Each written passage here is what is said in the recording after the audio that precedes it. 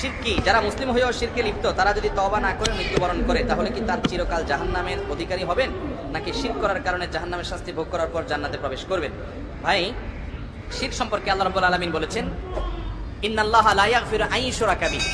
আল্লাহর সঙ্গে যদি কেউ শিরিক করে, অর্থাৎ বড় শিরিক, কাউকে সিজদা করলো, কাউকে আল্লাহর স্থানে স্থলাভিষিক্ত করলো, এরকম মনে করলো, ইবাদত করলো যেটা আল্লাহর শানে শুধুমাত্র করা যায়, সেটা বড় শিরিক করলো, তাহলে সেই ব্যক্তি সম্পর্কে আল্লাহ বলেছেন এইটাকে আল্লাহ তাআলা মাফ করবেন না।